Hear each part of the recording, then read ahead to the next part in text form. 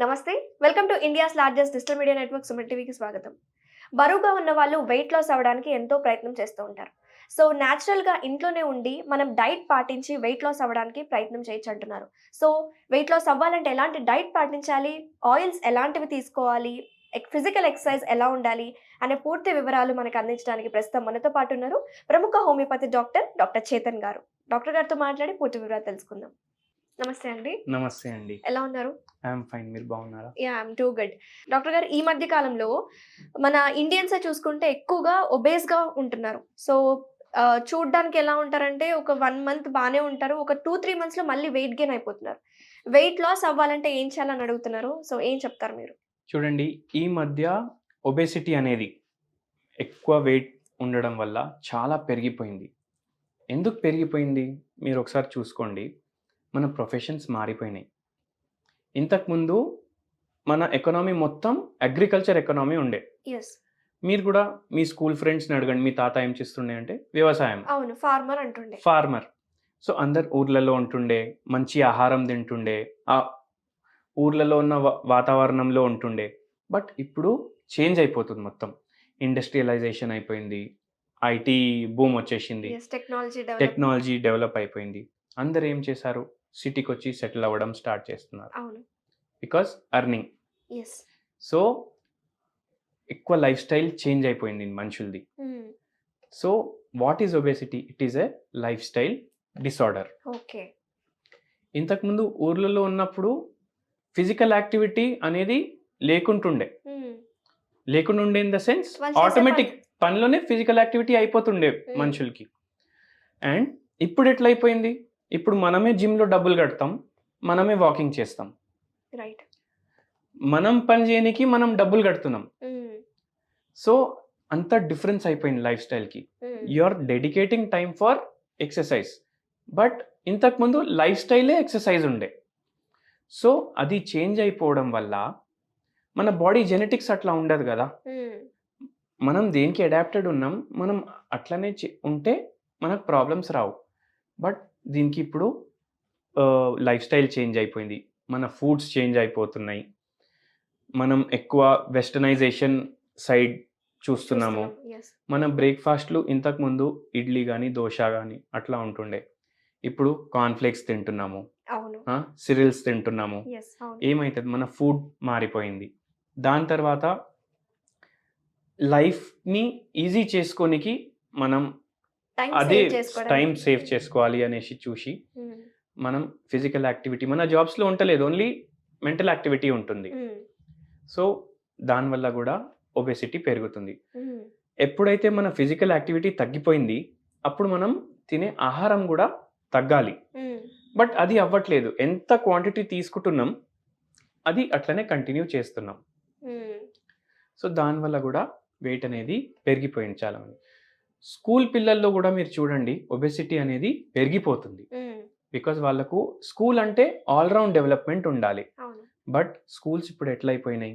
6:00 వరకు కూడా ఉంటున్నాయి స్కూల్స్. అవును. ఆ కోచింగ్, ఈ కోచింగ్. ఎక్స్‌ట్రా స్టడీ అవర్స్ అని. సో, ఆహ్, దానివల్ల కూడా పిల్లల్లో కూడా ఒబేసిటీ అనేది పెరుగుతుంది. ఓకే. ఇంకోటి మీరు చూడండి, కొందరు చాలా జోష్‌లో జిమ్ జాయిన్ అవుతారు. అవును. 3, 4 మంత్స్ జిమ్‌కెళ్తారు. హ్మ్. 8 కేజీస్, 9 కేజీస్ వాళ్ళ వెయిట్ కూడా కంట్రోల్ అవుతుంది. హ్మ్. జిమ్ వదలంగానే మళ్ళీ వాళ్ళు వెయిట్ గెయిన్ చేసుకుంటారు. హ్మ్. ఎందుకు? ఎప్పుడైతే వాళ్ళు జిమ్ స్టార్ట్ చేస్తారో వాళ్ళ బాడీ మెటబాలిజం అనేది పెరిగిపోతది. హ్మ్. అండ్ వాళ్ళు ఒకవేళ ఈక్వల్ అమౌంట్ ఆఫ్ ఫుడ్ తీసుకుంటే కూడా వాళ్ళకు వెయిట్ లాస్ అవుతుంది. Because body is utilising the excessive fat in the body. Hmm. కానీ జిమ్ వదిలేసినాక ఏమవుతుంది? జిమ్ వదిలేస్తారు, బట్ డయట్ అనేది పెరిగిపోతుంది. ఓకే. అందుకే మీరు వినుంటారు, జిమ్ చేసిన తర్వాత వదిలేసినాక చాలా వెయిట్ లావు పెరిగిపోయింది అనేసి లావ్ అయిపోతారు హ్మ్. అని చాలా మంది అంటారు. అందుకే డయట్ అనేది కంట్రోల్లో రాదు. ఓకే. దానివల్ల వెయిట్ పెరిగిపోతుంది. కొందరు కొన్ని డయట్స్ ఫాలో చేస్తారు. ఆ డయట్ వాళ్ళు లైఫ్ టైం ఫాలో చేయలేరు. హ్మ్. ఆ డయట్ ఫాలో చేసినంత రోజులు వెయిట్ ఏమో కంట్రోల్లో ఉంటుంది, కంట్రోల్‌లో. తగ్గుతుంది. మళ్ళీ బ్యాలెన్స్ డయట్‌కి తిరిగి రాగానే మళ్ళీ వెయిట్ అనేది పెరిగిపోతుంది. ఓకే. అది కాన్స్టెంట్‌గా మెయింటైన్ చేయలేకపోతున్నారు. కాన్స్టెంట్‌గా మెయింటైన్ చేయలేకపోతున్నారు. హ్మ్. మరి ఏం చేయాలంటారు అప్పుడు? ఏం చేయాలంటే, మీరు ఏదైతే ఆహారం తింటారో, హ్మ్. ఇప్పుడు daily half meal diet concept తోటి మనం ప్రొసీడ్ అవ్వచ్చు. ఓకే. మనకు ఎంత క్వాంటిటీ అవసరం దానికన్నా తక్కువ క్వాంటిటీ మనం తీసుకోవాలి. ఎందుకు? మనకు అనిపిస్తుంది ఇంత నాకు అవసరం అనేసి, బట్ మీకు అంత అవసరం అసలు లేదు. బికాస్ ఏదైతే పోతుంది బయటికి కూడా అంత వస్తేనే మీ వెయిట్ కాన్స్టెంట్ ఉంటుంది. ఓకే. మీరు ఎక్సెసివ్ తింటున్నారు అనేసి మీకు వెయిట్ గెయిన్ అవుతుంది. అది మనం రియలైజ్ అవ్వాలి. ఎంత మన మైండ్లో వస్తుంది దానికన్నా హాఫే తినాలి. దాన్ని హాఫ్ మీల్ డయట్ అంటారు. ఓకే. మీకు ఏది ఇష్టం ఉంది మీరు అది తింటున్నారు. మీరు స్పెసిఫిక్గా ఏది షేక్స్ కానీ డయట్ కానీ ఫాలో అవ్వట్లేదు. సో మీ మైండ్ కూడా సాటిస్ఫైడ్ ఉంటుంది, మీకు కూడా సాటిస్ఫాక్షన్ ఉంటుంది, అండ్ మీరు వెయిట్ కూడా లూజ్ చేస్తారు. ఇది మీరు లైఫ్ టైం ఫాలో చేయొచ్చు. రైట్. దాని తర్వాత ఇంకోటి మీరు మైండ్లో ఏం పెట్టుకోవాలంటే మీ vitamin B12 levels, vitamin D normal ఉన్నాయా లేవా అనేసి. దానివల్ల కూడా వెయిట్ లాస్లో చాలా హెల్ప్ఫుల్ ఉంటుంది. ఓకే. నిజంగానే చాలా మంది వెయిట్ గెయిన్ అవుతున్నారు. మీరు అన్నట్టే జిమ్కి కానీ జుంబా కానీ వర్కౌట్స్ వెళ్ళి మెయింటైన్ చేయలేకపోతున్నారు కాన్స్టెంట్గా. అవును. సో చాలా మంది అడుగుతున్నారు, మా కమెంట్స్ రూపంలో కూడా ఏం అడుగుతున్నారంటే ఇంట్లోనే హోమ్ రెమెడీస్ ద్వారా మనం ఎలా తగ్గించుకోవచ్చు, ఎందుకంటే మన వంటిల్లే వైద్యశాల అని చెప్తూ ఉంటారు కదా. సో మన వంటింట్లో దొరికే ఐటమ్స్ తోటి మనం ఎలా న్యాచురల్గా తగ్గించుకోవచ్చు అంటారు? నేను కూడా ఇది పర్సనల్గా ఫాలో చేస్తాను. లాస్ట్ వీడియోలో మనం వైట్ టీ గురించి డిస్కస్ చేసాం, మీకు గుర్తుంటే. మీకు అందరికీ ఇంకో టీ గురించి చెప్తాను నేను. ఇది oolong tea. Oolong tea. Okay. Oolong టీలో చాలా యాంటీ ఆక్సిడెంట్స్ ఉంటాయి, almost equivalent to white tea. Okay. కానీ గ్రీన్ టీ తోటి కంపేర్ చేసుకుంటే ఊలాంగ్ టీలో చాలా ఎక్కువ యాంటీ ఆక్సిడెంట్స్ ఉంటాయి. ఏంటిది ఊలాంగ్ టీ? మనకి ఎక్కడ దొరుకుతుంది అంటారు? ఇది మీకు దొరుకుతుంది, still not in the trend, okay, but ఇప్పుడు ప్రొడక్షన్ పెరుగుతుంది. ఇది మన దేశంలోనే అస్సాం ఉంది కదా, అస్సాంలో కొత్త కొత్త టీ గార్డెన్స్ వస్తున్నాయి ఇప్పుడు ఊలాంగ్ టీ గురించి. ఓకే. సో ఎంత గ్రీన్ టీ బెనిఫిషియల్ ఉంటుంది, ఇది దానికన్నా ఎక్కువ బెనిఫిషియల్. ఇది బాడీలో మెటబాలిజం పెంచుతుంది.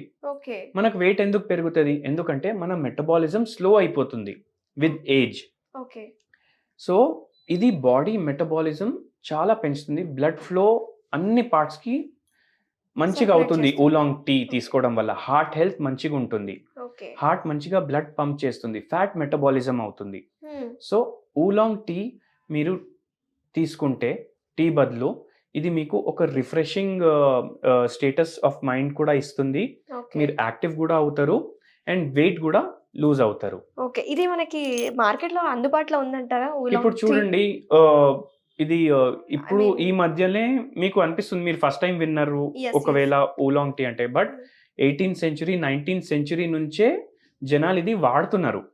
అండ్ మార్కెట్లో కూడా మీరు గూగుల్ చేస్తే మీకు దొరుకుతుంది. సూపర్ మార్కెట్స్లో కానీ ఆన్లైన్ మీడియంస్లో కానీ మీకు ఊలాంగ్ టీ అనేది దొరుకుతుంది. It is prepared from tea leaves only, but it is a specialised form of tea leaves. ఇప్పుడు మీరు అబ్జర్వ్ చేయండి, ఒబేసిటీ ఎక్కువ మనకు ఆంధ్రాలో, తెలంగాణలో, కర్ణాటకలో, మహారాష్ట్రలో కనిపిస్తుంది, సౌత్ ఇండియన్స్లో కనిపిస్తుంది. మీరు నార్త్లో వెళ్ళిపోండి, బీహార్లో కానీ యూపీలో కానీ మీకు అంతా కనిపించదు. ఎందుకు? వాళ్ళు వంటలు చేస్తారు కదా, దాంట్లో వాళ్ళు మస్టర్డ్ ఆయిల్ వాడతారు, ఆవల నూనె అంటాం మనం, మస్టర్డ్ ఆయిల్ వాడతారు. స్మెల్ కొంచెం స్ట్రాంగ్ ఉంటుంది, బట్ దీనివల్ల ఇది వెయిట్ లాస్కి చాలా హెల్ప్ఫుల్ ఉంటుంది.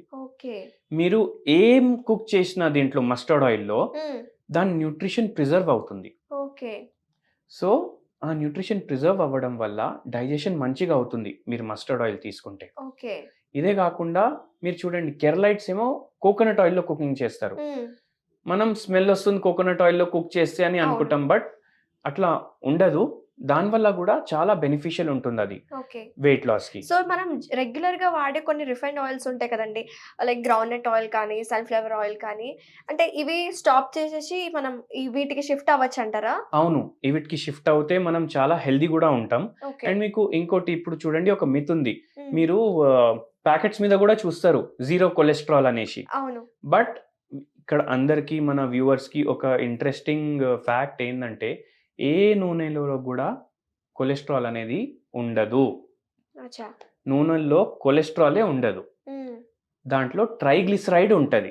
కానీ మార్కెటింగ్ కోసం జీరో కొలెస్ట్రాల్ అని రాస్తారు, కొలెస్ట్రాల్ ఫ్రీ. కొలెస్ట్రాల్ ఎప్పుడు పెరుగుతుంది? నాన్ వెజిటేరియన్ ఫుడ్ తీసుకుంటే కానీ, animal products, yes. Milk, okay. Sweets వీటి వల్ల కొలెస్ట్రాల్ పెరుగుతుంది. ట్రైగ్లిసరైడ్స్ పెరిగేది ఎందుకు? ఎక్కువ ఫ్రైడ్ ఫుడ్ కానీ, మీరు నూనె ఎక్కువ వాడుతున్నారు మీ ఫుడ్లో కానీ, అప్పుడు ట్రైగ్లిసరైడ్స్ పెరుగుతాయి. ఓకే. సో మీరు ఏ నూనె తిన్నా దాంట్లో కొలెస్ట్రాల్ అనేది ఉండదు. ఓకే. డాక్టర్ గారు అయితే ఫుడ్ విషయానికి వస్తే ఎంతోమంది వెయిట్ లాస్ అనంగానే వాళ్ళు డైట్ కంట్రోల్ చేస్తూ ఉంటారు కదా! సో ఫుడ్ ఎలాంటి ఫుడ్ తీసుకోవాలి? ప్రాపర్ న్యూట్రిషన్ అందే ఫుడ్ ఏముందంటారు? ఇప్పుడు చూడండి, మీరు వైట్ రైస్ కాకుండా బ్రౌన్ రైస్ ప్రిఫర్ చేయొచ్చు, అదొకటి.